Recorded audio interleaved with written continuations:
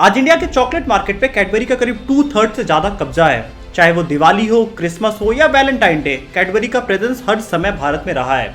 लेकिन ऐसा कई बार हुआ इस ब्रांड को कंट्रोवर्सीज का सामना करना पड़ा और इस ब्रांड की सेल्स काफी ज्यादा नीचे गिर गई। लेकिन इनकी कुछ स्ट्रैटेजीज की वजह से ये ब्रांड फिर से रिवाइव होकर इंडिया मार्केट में खड़ा हो गया। तो ऐसे हम दो इंसिडेंट्स की बात करेंगे जब कैडबरी कंट्रोवर्सीज में आई, इनके सेल गिरे और किस तरह से इन्होंने बाउंस बैक किया। ये दो स्ट्रैटेजीज आपको बिजनेस में दोबारा बाउंस बैक करने में बहुत ज्यादा हेल्प करेंगी। तो आइए दोस्तों इस वीडियो को शुरू करते हैं। Cadbury India British confectionery Cadbury sweets की एक सब्सिडरी है और इंडिया में करीब 1948 से पूरा चॉकलेट का मार्केट डोमिनेट करते जा रहे हैं। कैडबरी का अगर हम पेरेंट कंपनी देखें तो वो मॉन्डेलेज इंटरनेशनल है, जिसे हम क्राफ्ट फूड के नाम से भी जाना करते हैं। तो ये इंसिडेंट की शुरुआत होती है साल 2003 में, जब दिवाली के जस्ट पहले कैडबरी के कुछ पैकेट्स में कीड़े मिलते हैं और इसके बाद महाराष्ट्र गवर्नमेंट इनके ऊपर पूरी तरीके से बैन लगा देती है। Maharashtra food and drug administration ने इनके सारे स्टॉक्स को सीज कर दिया जो कि कैडबरी के पुणे प्लांट में बने हुए थे। और इसके डिफेंस में कैडबरी ने कहा कि ये मैन्युफैक्चरिंग की कोई प्रॉब्लम नहीं है, ये रिटेलर्स की प्रॉब्लम है। रिटेलर्स ने अच्छे से अपने दुकानों पे साफ सुथरी जगह पे कैडबरी के पैकेट्स नहीं रखे, जिस वजह से उसमें कुछ कीड़े लग गए। लेकिन ड्रग एडमिनिस्ट्रेशन ने इस बात को भी खारिज किया और उन्होंने कहा कि अगर रिटेलर्स अच्छे से नहीं रखते हैं तो आपके पैकेट का क्या काम है। उन्होंने डायरेक्टली कहा कि आपके पैकेट्स में ही गड़बड़ी है, जिस वजह से वो दुकानों पे रखने की वजह से वो खराब होते जा रहे हैं। तो ओवरऑल यहाँ पे अब कैडबरी को एक बड़ा झटका मार्केट में लगा और इनका शेयर करीब 30% से ज़्यादा रातों रात गिर चुका था इंडिया के मार्केट में। बेसिकली ये डील करते हैं बच्चों के मार्केट में, क्योंकि चॉकलेट सबसे ज़्यादा बच्चे खाया करते हैं और अगर बच्चों से रिलेटेड किसी प्रोडक्ट में अगर कोई भी हेल्थ इशू आता है तो वो प्रोडक्ट को मार्केट में रिवाइव करना सबसे ज़्यादा मुश्किल हो जाता है। कैडबरी को ये चीज़ें बिल्कुल क्लियर पता थी।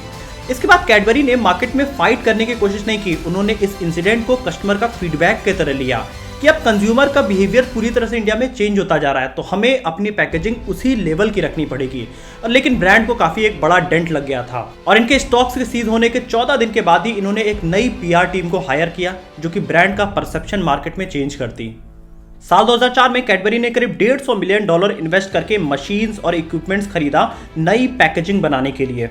लेकिन अब मेटालिक ग्लॉसी जो पैकिंग नहीं थी उसमें 10 से 15% ज़्यादा इनका कॉस्ट लगना शुरू हो गया। लेकिन इन्होंने मार्केट में प्राइस नहीं बढ़ाया, इन्होंने नई पैकेजिंग के साथ अपने प्रोडक्ट को मार्केट में रीलॉन्च किया। और यहाँ पे उन्होंने अब इंडिया में सबसे ज़्यादा जो ट्रस्टवर्दी पर्सन है अमिताभ बच्चन, उनको उन्होंने अपने मार्केटिंग एडवर्टीजमेंट के लिए चुना। एडवर्टीजमेंट पे अमिताभ बच्चन क्लियर लोगों को मैसेज देते हैं कि मैंने खुद जाके इनके प्लांट में देखा कि ये किस तरीके से पैकेजिंग करते हैं, किस तरह से प्रोडक्ट को बनाते हैं और कितना हाइजीनिकली लोगों तक पहुंचाने की कोशिश करते हैं अपने चॉकलेट्स। ये बात लोगों को बहुत ज्यादा अपील हुई। मुझे आपसे कुछ कहना है। जिस काम में मनुष्य की अंतरात्मा उसके साथ ना हो, उस काम को करने से उसे सब कुछ मिल सकता है, मन की शांति नहीं मिल सकती। इसलिए जब कैडबरी वालों ने मुझे कहा कि उनकी बात मैं आप तक पहुंचाऊं, तो 55 सालों से कैडबरी खाने वाला मैं भी थोड़ा सा हिचकिचाया। मैंने उनसे एक सवाल पूछा कि क्या इसके बाद मैं चैन की नींद सो पाऊंगा या नहीं। तो जवाब में वो मुझे अपनी फैक्ट्री ले गए और 3 महीने के अंदर ही कैडबरी ने अपना जो पुराना मार्केट था वो रीगेन कर लिया और उसके 2 महीने और बीतते बीतते कैडबरी का मार्केट इंडिया में और ज़्यादा बढ़ गया। आज अगर हम इंडिया के पूरे चॉकलेट इंडस्ट्री को देखें तो कैडबरी का मार्केट शेयर करीब 35% से ज़्यादा है। कैडबरी ने इस चीज़ को समझा कि हम एक बहुत ही रिस्पॉन्सिबल कंपनी है और हमें बच्चों के मार्केट में डील करना है, तो अगर हाइजीन में कोई भी इशू आता है तो हम अपनी रिस्पॉन्सिबिलिटी से कहीं पीछे हट रहे हैं। जिस वजह से उन्होंने लोगों को एक नया प्रोडक्ट दिया जिसमें वो पैकेजिंग बेहतर थी और अब प्रोडक्ट क्वालिटी भी वो साल दर साल अपने आप को बेहतर करते जा रहे थे। लेकिन उनके साथ दूसरी बड़ी प्रॉब्लम आई डिमोनेटाइजेशन के जस्ट बाद। फरवरी 2017 में ये अपने लास्ट 10 ईयर के सबसे निचले दर पे थे अपने सेल्स में। कैडबरी का अगर हम 2015 का रेवेन्यू देखें तो वो 6,562 करोड़ था, जो कि घट के 2016 में 5,698 करोड़ हो गया। यहाँ पे कैडबरी का रेवेन्यू करीब 25% गिर गया था और इनका जो प्रॉफिट था वो करीब 60% से ज़्यादा कम हो चुका था। ये सब की सबसे बड़ी जो वजह थी वो था डिमोनेटाइजेशन, क्योंकि डिमोनेटाइजेशन के बाद लोग बहुत कम चीज़ें खरीद रहे थे, जो ज़रूरी चीज़ें हो रही थी वही खरीदने की कोशिश कर रहे थे। और इसी टाइम कैडबरी इंडिया के नए एमडी बने थे दीपक अय्यर और इन्हीं के हाथों में पूरी कमान थी कंपनी के सेल्स को दोबारा रिवाइव करने की। कंपनी ने यहाँ पे कुछ बड़े स्टेप्स लिए। उन्होंने नए एचआर्स को हायर किया, नए सीनियर एक्सपीरियंस ऑफिशियल्स को हायर किया गया, सेल्स, फाइनेंस और ह्यूमन रिसोर्स की जो उनकी पूरी डिपार्टमेंट थी इसको उन्होंने पूरी तरीके से चेंज किया। कंपनी ने यहाँ पे इसके बाद सबसे ज्यादा अपनी प्रेजेंस पे ध्यान दिया कि वो जितना ज्यादा इंडिया में अवेलेबल रहेंगे उनके बिकने के चांसेस उतने ज्यादा रहेंगे। तो इसके पहले कैडबरी इंडिया के सिर्फ 20,000 गांव में अवेलेबल थे और इसके बाद इन्होंने अगले 1 साल में बढ़ा के अपने आप को 50,000 से ज्यादा गांव में अवेलेबल करा दिया। 3 लाख से ज्यादा वीजी कूलर्स खरीदे गए प्रोडक्ट को काफी ज्यादा चिल रखने के लिए।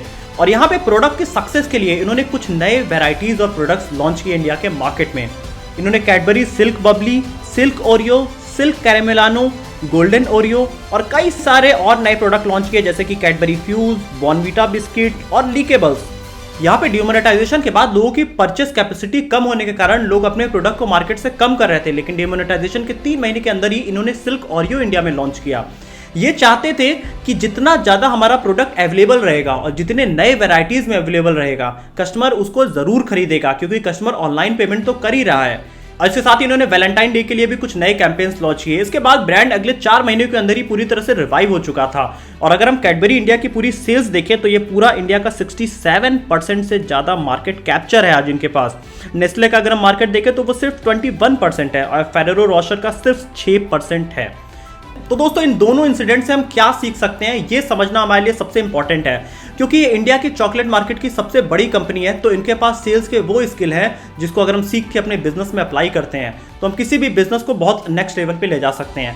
कैडबरी ने अपना जब सबसे पहला प्रॉब्लम देखा कि इनके प्रोडक्ट्स में वॉर्म्स हैं, यहाँ पे उन्होंने बहुत ज़्यादा काउंटर करने की कोशिश नहीं किया मार्केट में कि ये हमारी गलती नहीं है, रिटेलर्स की गलती है। जब एक बार इनको फूड अथॉरिटी ने बोल दिया, ये तुरंत अपने प्रोडक्ट को चेंज करने में लग गए। इन्होंने प्रोडक्ट के इनोवेशन पे ध्यान दिया कि अभी पिछले 40 साल से जैसा हम प्रोडक्ट चला रहे थे, लेकिन अब ऑडियंस इंडिया की बदल चुकी है, वो अब हाइजीन पे फोकस करती है। तो हमारा जो प्रोडक्ट होना चाहिए वो और ज़्यादा हाइजीनिक होना चाहिए, हमारी पैकेजिंग और ज़्यादा बेटर होनी चाहिए।